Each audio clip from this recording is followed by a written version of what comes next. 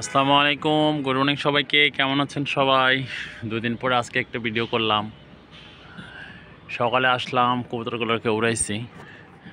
অনেক কষ্ট হয় ওদের উড়াইতে।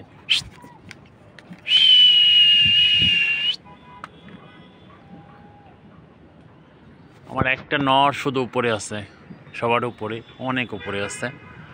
আর কবুতরগুলো সব ভার হয়ে গেছে, সব বসতেছে উপরে। একটা ঝাঁক আছে ছোট, এখানে 20-22টা কবুতর। আর সব নিচে রেসারগুলোই সব আগে বসে পড়তেছে, যেগুলো দৌড়ানোর কথা বেশি। উপরে রেসার আছে, উপরে ব্ল্যাক আছে 2টা, আর সব গিরিবাস।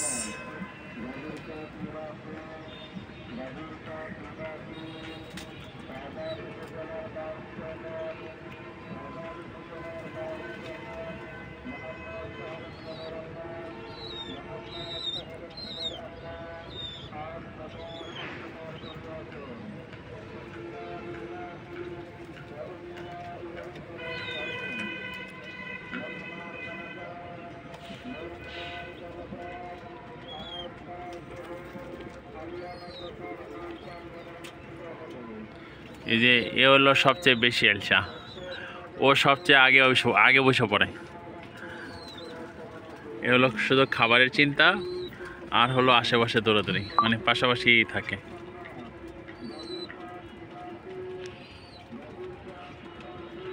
ঝাঁক ভেঙে গেছে, সব আস্তে আস্তে নামতেছে।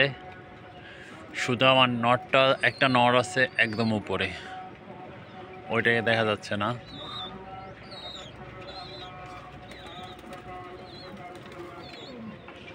ওটা সবার পরে নামবে, ওটা ভালো উড়ে নরটা। একই পালের বাচ্চা বেশ কয়েকটা আছে আমার বাসায়, 5-7টা কবুতর আছে, সবগুলোরই একই অবস্থা।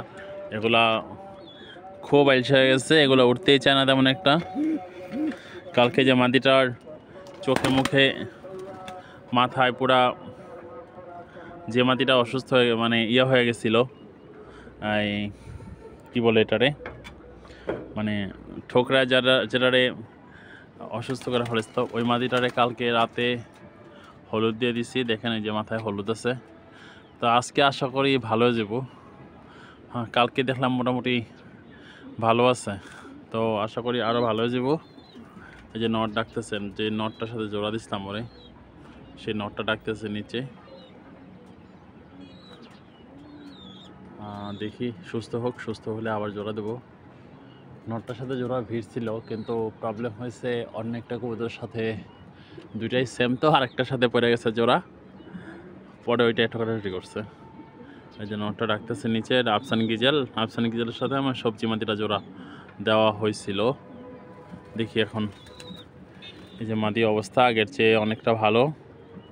আশা করি বাকিটাও সব ঠিক হয়ে যাব। পানি খেতেছে,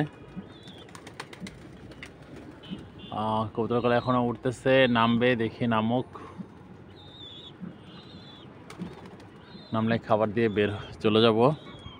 আজকের মতো এ পর্যন্তই, আর ওদের বিরক্ত না করি। আর লোটন নটটা ডাকতেছে ভিতরে, দেখেন খুব সুন্দর লোটন নটটা।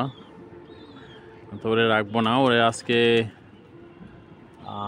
আজকে প্রোগ্রাম আছে, ওই যে ভাই নিতে চাইছে তারা দিয়ে আসবো। ওনার বাসায় আবার আমার জন্য মিলির বাচ্চা রেডি হচ্ছে। ভাই কালকে 2-3 দিন আগে মেসেজ দিয়ে বললো যে ভাই আপনার জন্য মিলির বাচ্চা রেডি হচ্ছে।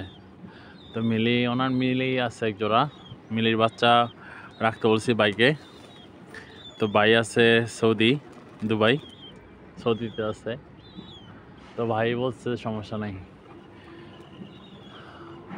বাচ্চাগুলা দিবে। এবার ফার্স্ট বেবি রেসার, বাট উনি তো রেসার পালবে না, উনি ফ্যান্সির প্রতি আসক্ত, তো উনি ফ্যান্সি পালে। আর আমার বাসায় ফ্যান্সি আমি রাখবো না। ফ্যান্সি আমার যা আছে সব আস্তে আস্তে কমে ফেলবো।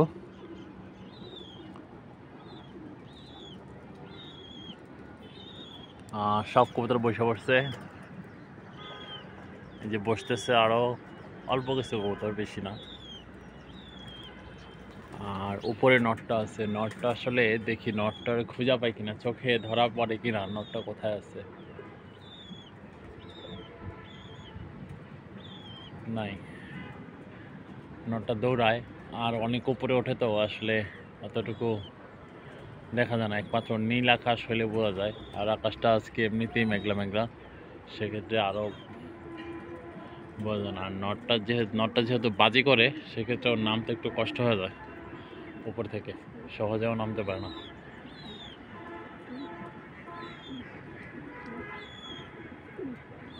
দেখি পাওয়া যায় কিনা ওরে খুঁজা, তাহলে মোবাইলে ক্যাপচার করব।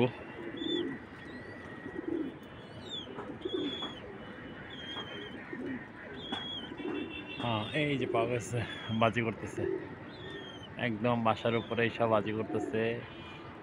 তো ডিগবাজি দিলে আরো উপরে উঠে।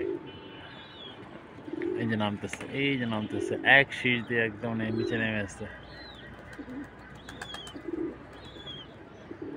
উপরে হয়তো আসছে, কিছু পাখি আসছে, পাখির জন্য ভয়ে নেমে এলো। এই যে নামলো একদম এক শীষে একবারে বামের উপরে।